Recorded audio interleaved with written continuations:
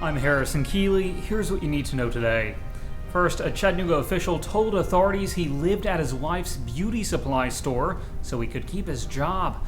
William Bowles III is chairman of the city's Health, Education, and Housing Board. He's been on the board for 27 years, and to be on the board, you have to live in city limits. But Bowles' voter registration was listed to an address on Royal Mountain Drive, which is in the county.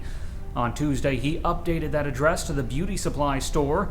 Hours later, he resigned from the board, but now he could be in more trouble. If Bowles falsified his voter registration, he could face up to 12 years in prison.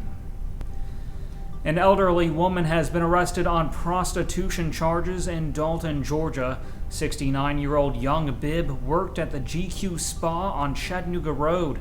Last week, she allegedly offered her services to an undercover agent. Another employee, 53-year-old Sang-Soon Almer, was also arrested on prostitution charges. Police say they've arrested women at the spa for prostitution 2 other times in the past. Both Almer and Bibb left jail on bond. An area developer has been ordered to pay $15 million. Mike Ross of Maryville was supposed to be building a $500 million golf course community on Nickajack Lake. The Rarity Club would have been one of the biggest residential developments in southeast Tennessee. Ross bought the property from Chattanooga developer John Thunder Thornton. Then he collected more than $25 million in early sales to nearly 60 people. Thornton sued Ross, and now a judge has ordered him to pay up. Marion County Mayor David Jackson says he'd like to see the project completed and that several developers have looked at taking over the job.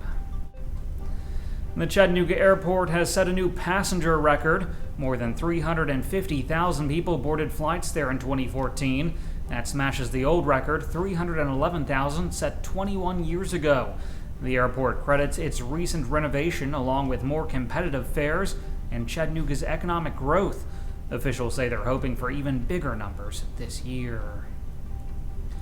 A 20-year-old man has been shot in Red Bank. Police say Casey Lynn Rogers was shot in the stomach. It happened inside a home on Linden Avenue just before 9 p.m. Tuesday. Rogers was taken to a hospital. There's no word on his condition. Another man, Harley A. Freeman, is being held for investigation. A former East Ridge judge is being publicly rebuked.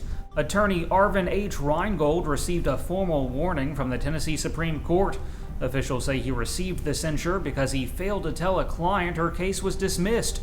Because of that, she lost her right to an appeal. The warning does not affect Reingold's ability to practice law.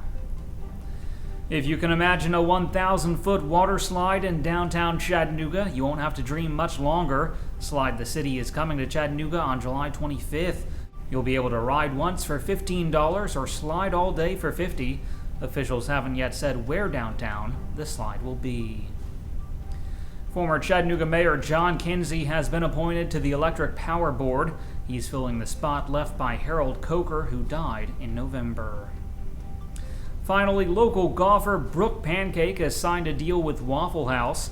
Pancake grew up in Chattanooga and tours with the Ladies Professional Golf Association.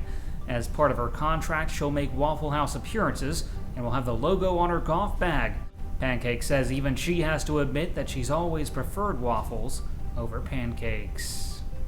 Turning to weather, today will be sunny with a high near 61 degrees. The low tonight will be around 34. That's it for today's news. Thanks for being with us. You can find more on these stories and breaking news all day long at timesfreepress.com.